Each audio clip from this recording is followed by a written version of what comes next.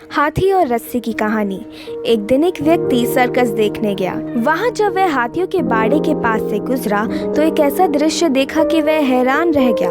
उसने देखा कि कुछ विशालकाय हाथियों को मात्र उनके सामने के पैर में रस्सी बांध कर रखा गया है। उसने सोच रखा था कि हाथियों को अवश्य बड़े पिंजरों में बंद कर रखा जाता होगा या फिर जंजीरों से बांधकर, लेकिन वहां का दृश्य तो बिल्कुल उलट था।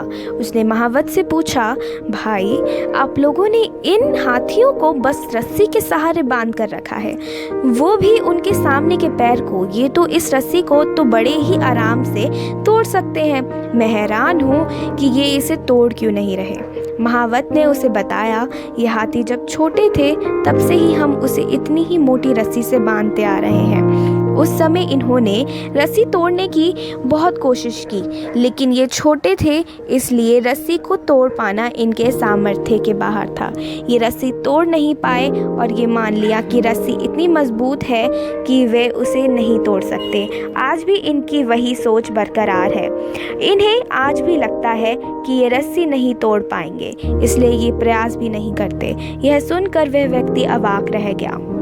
दोस्तों, उन हाथियों की तरह हम भी अपने जीवन में नकारात्मक सोच रूपी रस्सी से बंध जाते हैं। जीवन में किसी काम में प्राप्त हुई असफलता को हम मस्तिष्क में बिठा लेते हैं और यकीन करने लगते हैं कि एक बार किसी काम में असफल होने के बाद उसमें कभी सफलता प्राप्त नहीं होगी। इस नकारात्मक सोच के कारण हम कभी प्रयास ही नहीं करते।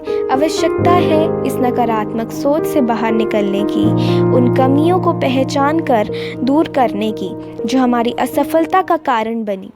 नकारात्मक सोच हमारी सफलता में सबसे बड़ी बाधक है, इसलिए नकारात्मक सोच रूपी जंजीर को तोड़कर सकारात्मक सोच को अपनाएं और जीवन में प्रयास करना कभी ना छोड़ें, क्योंकि प्रयास करना सफलता की दिशा में कदम बढ़ाना है।